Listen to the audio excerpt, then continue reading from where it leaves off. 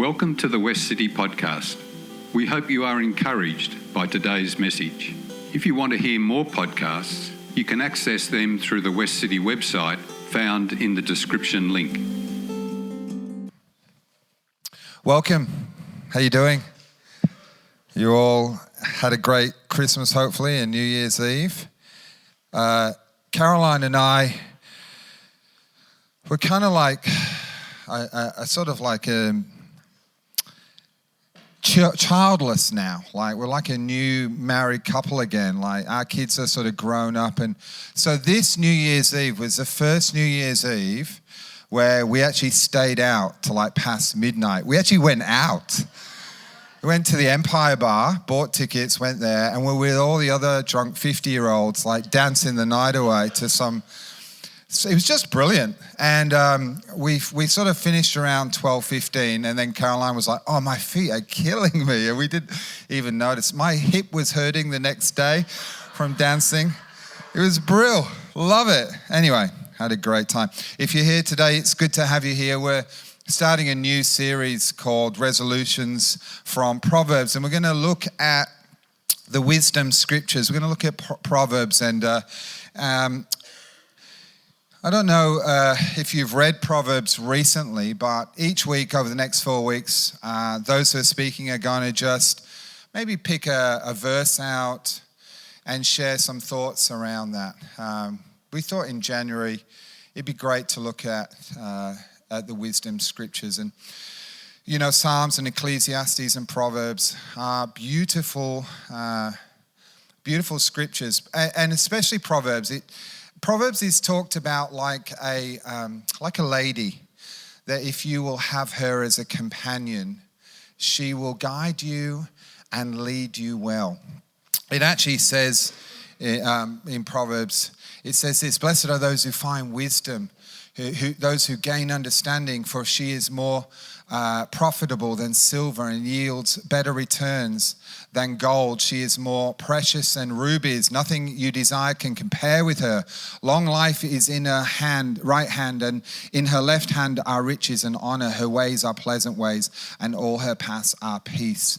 She is a tree of life to those who take hold of her. Those who hold her fast will be blessed." So this idea of wisdom being this lady that you say, "Hey, come and be my companion." And as we get wisdom, as she walks with us, life is richer, life is better. There's a difference between knowledge and wisdom. Knowledge is an understanding, a truthful understanding about something. Wisdom is understanding applied. You see, a doctor could understand that smoking will kill you, but still smoke anyway. One is having an understanding of knowledge. The other is wisdom, knowledge applied.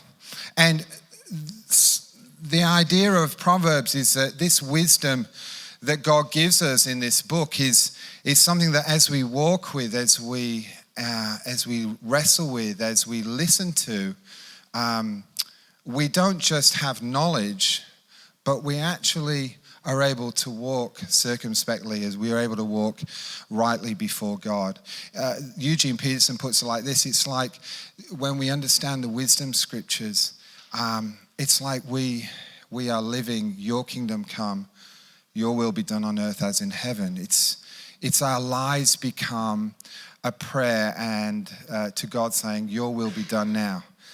Lord, we want to live your way. And I think that's a beautiful thing. Sorry, my thing's just reset. So I want to look at a proverb today, and it is this one. And I guess this is kind of, for me, a life lesson, and something that as I was looking at these Proverbs, I was like, what's something I really think that I've road tested? You know, you can speak sometimes from a perspective of, I think this is right, I think this is good. And then as a 49-year-old, I think I'm speaking from, I actually think when I've observed my parents' life and in my own life, I think I've got some stuff I can say around this. Does that make sense? Yeah? Good, because I'm going to talk about it anyway. It's this. A heart at peace gives life to the body, but envy rots the bones. A heart of peace gives life to the body, but envy rots the bones. I was thinking as a new year, in a new year, do you want to be happier? And do you want to live longer? All those in favor say aye. Great, that's good. 7 of you for those listening to the podcast. Great. Well, I think the first thing we need to maybe understand is we might need to get a new reference point. So how does a heart at peace give life to the body, and why does envy rot the bones? I think it's all about perspective. And, psychologists tell us that we have this cognitive bias that we live with every day.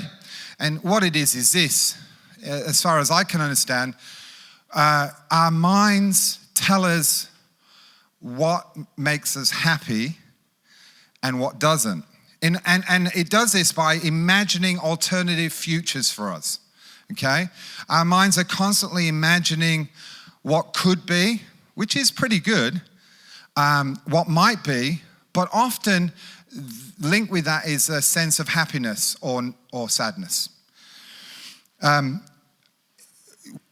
So our minds constantly coming up with alternative realities for us. But what if our minds are wrong? What if wisdom, if we let us speak to us, can help us today around that? I want to give you a little thought experiment if I can. Here's a question for you. Would you rather, thank you, sir.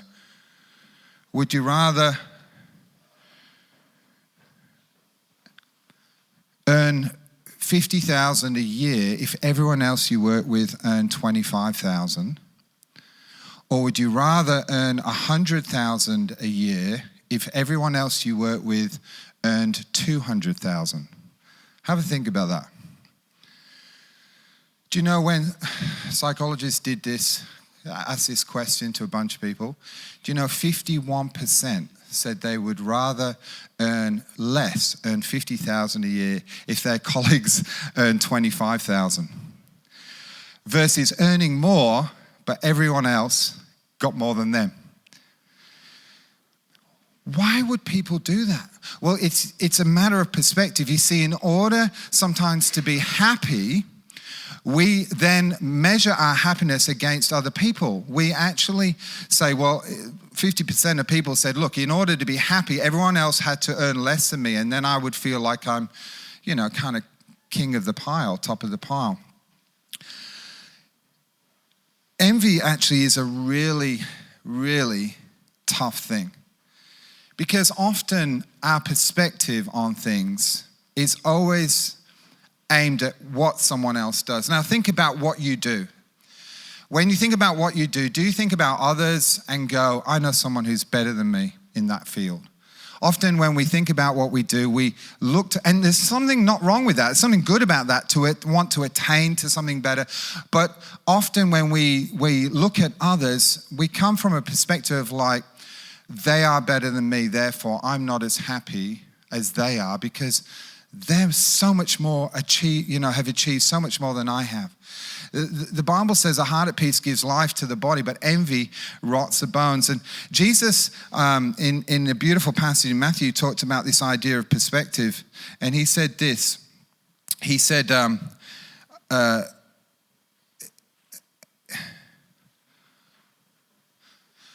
the 72 returned with joy and said, Lord, even the demons submit to us in your name. He replied, I saw Satan fall like lightning from heaven.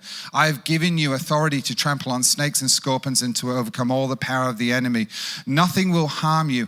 However, do not rejoice that the spirits submit to you, but rather rejoice that your names are written in heaven. Here they were saying, God, we're really happy. You know why? We've come and we say to demons, like, get lost, demons. And the demons go, and they're like, we're so happy. Now, Jesus isn't a killjoy. He's like, stop being happy. How dare you be happy? He's like, that's amazing, but let's change the reference point, shall we? Because he said, I think this is what he was saying. Don't be happy demons are subject to you. Don't be happy with what you can do or what you can achieve compared to someone else. Be happy with whose you are. See how he switches the reference point.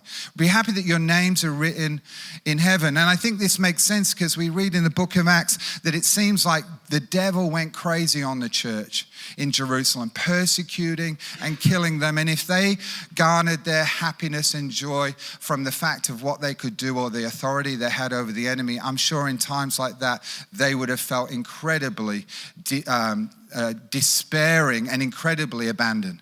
And yet God said, he comes and he says, I want you to change your reference point. A heart at peace is good for the body, brings life to the body, but envy what? Rots the bones.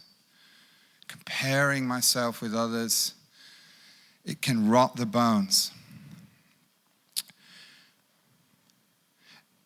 I don't know if you like the Olympics, but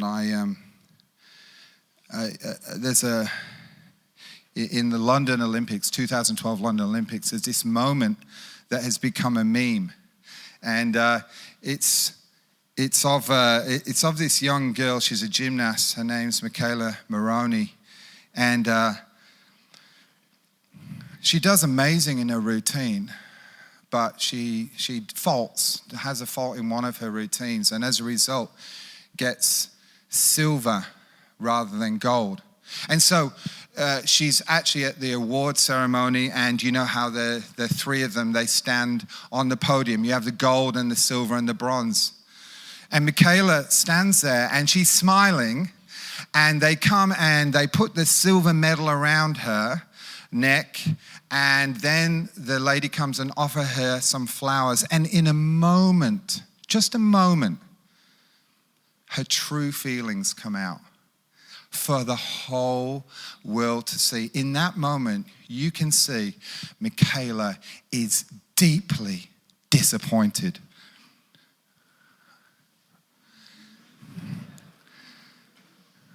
Now get this, she is the second best woman in the world in her discipline. She is being rewarded for an amazing achievement that she has spent years working towards, and she is deeply unhappy. That became a meme for everything. Hey, Michaela, we've landed on the moon. Hey, Michaela, Jesus is risen. Why is she deeply unhappy in a moment that maybe she should have been filled with so much joy? Her reference point, you see, she was deeply disappointed because she was comparing herself with winning the gold. And as a result, her satisfaction level went way down. There's a guy called Tom McGilvery who did some studies around observing people at the Olympics getting first, second, and third, and their facial responses. And they did a scoring category between 1 and 10. 1 being agony, 10 being ecstasy. So on their face. And they looked at all the contestants as they finished their races and as they came to basically get to the end of the race. And the interesting thing was, the silver place, those who got, so in happiness level, those who got bronze scored a 7.5. So they were nearer ecstasy than agony, right? They got a 7.5. Those that got silver recorded a 4.8.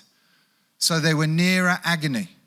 And so they began to look at that and they said, why do those that get bronze, why are those that get bronze happier than those who have silver?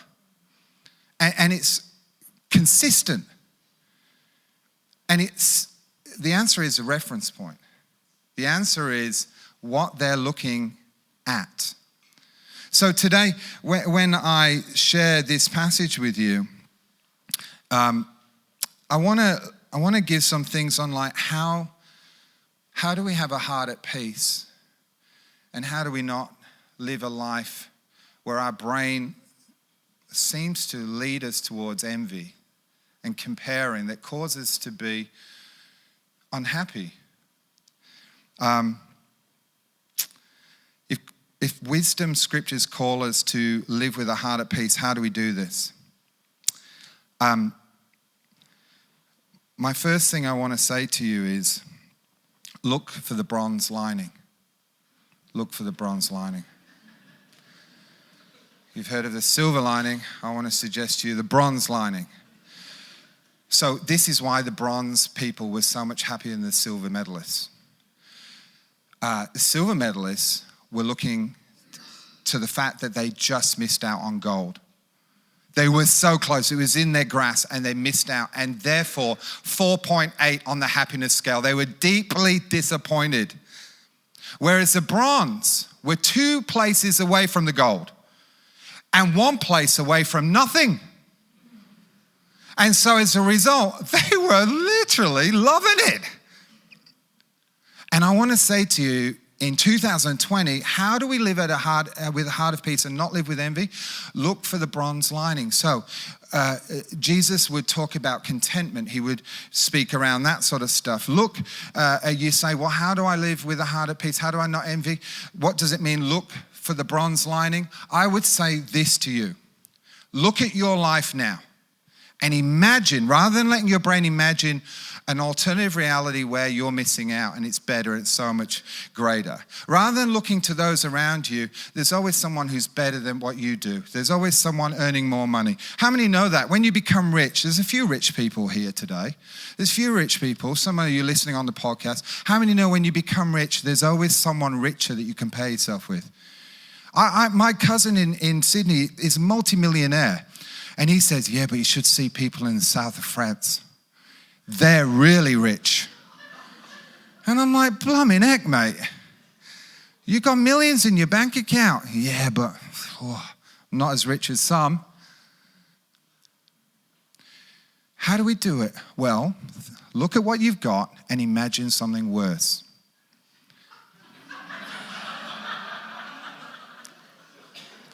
The psychology of counting your blessings, in other words, right? No, seriously, like people say, people are being asked, what's the best day of your life? Often the best day of their life are found in these moments where people have been like, so you might have a terminal illness, right?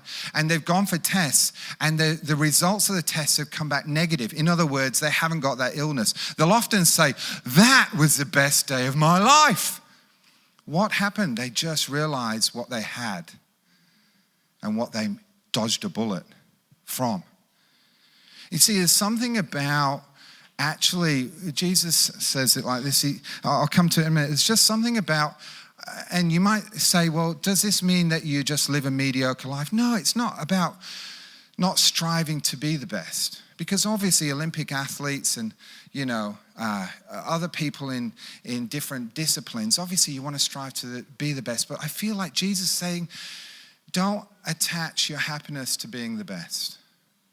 Life is so fickle because what happens when you come second or third? And so there's something about actually valuing what you have. Your health, your family, your friends, your loved ones around you.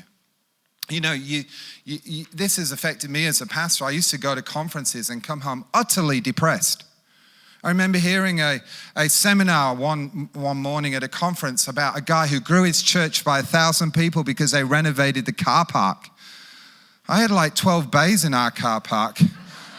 I was like, there's no way unless they all have a big double-decker bus each maybe. I don't know. Like, I just was like, and people would often, they don't do it so much now, but I go to conferences and people ask me, how many are in your church? And I used to just think, in the end, I just began to joke about stuff. That people ask me, how many are in your church? I would say 12, but we have multiple services of 2.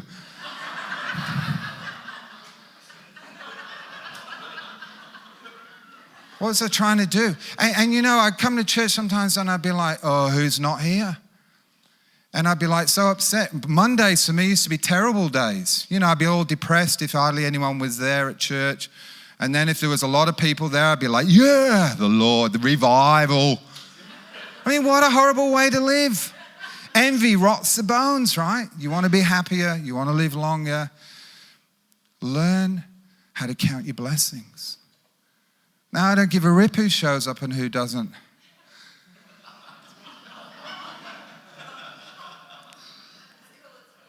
It's cool. Right, I know. You know what? I'm actually glad for who's here, not who isn't here. And the beautiful thing about West City, you know what I've realized? You guys know how to take holidays. You don't, you're here, but everyone else who's not, they just know how to, they've got lots of money to take holidays. One of the two, it's just brilliant. Anyway, I'm getting off track, get back to the message. But so look for the bronze lining. Think about what could be worse, and then thank God for what you've got, right? All right, maybe you don't agree with me, but that's what I do. Thank you. My second point, my last point, is make it about the journey, not the destination. A heart at peace brings life to the body, but envy rots the bones. Make it about the journey, not destination. So they've looked at athletes who have been extremely happy in silver medal place, and the thing that seems to be and make their happiness is they actually have the capacity to absorb the fact that they're there. They're at the Olympics. The hard work that has taken to get there, they somehow absorb the journey, not just the destination. And as a result, they're happier. And so I think that this has been important to me. It's how do I have a heart at peace? Maybe just look at you guys today. I know sometimes it's hard, but look at you and just enjoy this moment. I do that sometimes. I do get up and just enjoy being up the front, but I also enjoy sitting and listening to our other gifted speakers as well. I also enjoy the anonymity sometimes of no one knowing who's the pastor at this church. I enjoy it. I enjoy these moments. I remember when I went through my, near burnout like a couple of years ago, I used to just love coming and just sneaking in and just singing songs and just worshiping. Some people aren't into the songs, but I am. I like singing. And then coming to the table and just have people smile at me and not ask me how I'm going, but then sneak out the door. I used to love it because I just realized it's not about some destination. Do we have a good service this day? I don't know. But I'm enjoying just being a part of God's people. I enjoyed this morning when Nina picked some cotton off the back of my shirt. I did. I thought, oh, thanks, Neen. I think it was cotton. It might have been a booger. Who knows? But thank you. It's good. Enjoy the moment. I think Jesus put it this way when he talks about contentment. Matthew 6:31, he says this: what I'm trying to do here is to get you to relax. To not be so preoccupied with getting so you can respond to God's giving. People who don't know God and the way he works fuss over these things. But you know both God and how he works. Steep your life in God reality, God initiative, God provisions. Don't worry about missing out. You'll find all your everyday human concerns will be met. Give your entire attention to what God is doing right now. And don't get worked up about what may or may not happen tomorrow. God would help you deal with whatever hard things come up when the time comes. You see, peace is not about not having problems. Jesus' peace is about your problems not having you. Jesus had tons of problems. When you read the Gospels, he had tons of problems, but his problems didn't have him. And I think today when I talk about relax and enjoy the ride, don't make it about the destination. When we talk about peace brings life to the body, we're really talking about Jesus' peace, Jesus' way.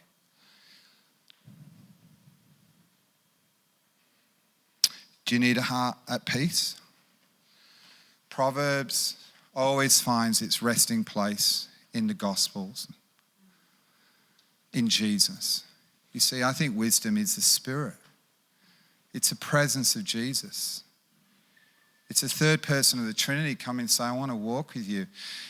And if you need a heart of peace today, it might be good advice to say, enjoy the journey, enjoy the friendships, enjoy the conversations, enjoy the people around you, enjoy the creation you're going to experience, enjoy those things. But ultimately, why not come to the peace giver, the peace child, the one who says, I'll give you peace. Are you weary? Are you burdened? Are you heavy laden? Come to me and I'll give you rest.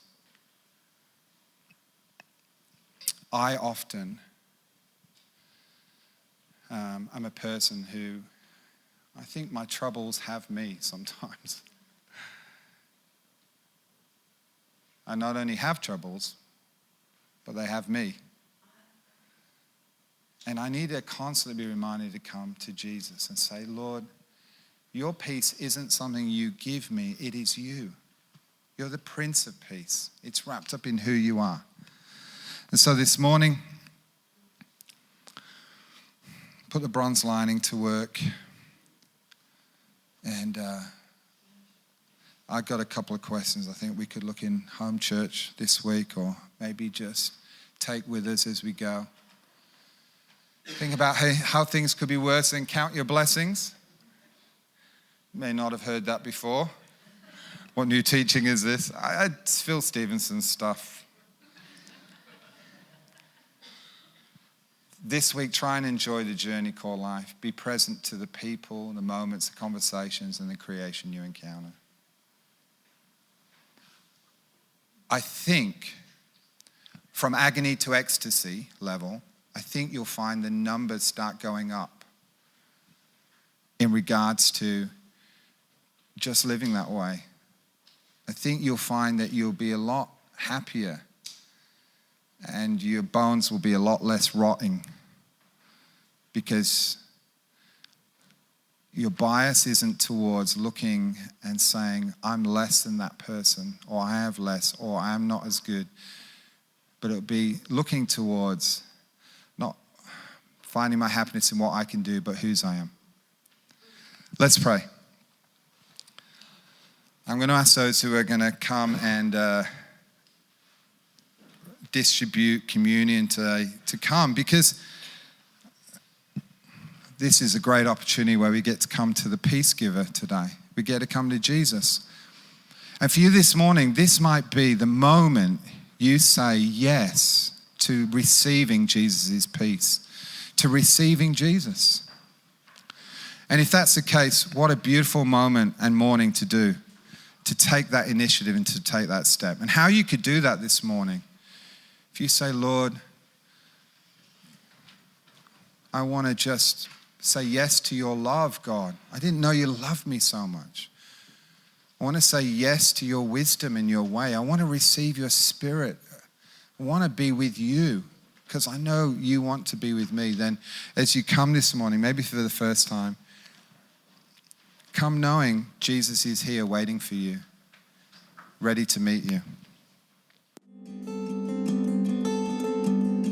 Each week at Westcity, we are sent out to be the church in the world. We do this by declaring the following benediction. May you know God's enabling as you join us in living it out. We come together as the church to be reminded of the go of Christ. So go and feed the hungry. Go and clothe the naked. Go and fight for justice. Go and end oppression. Go and proclaim anew the old story. Go and reach those who are running from God and God's church. Go and associate with those who don't look like us, think like us, act like us, or even like us. And do it all in the name of the one who sent us. His name is Jesus.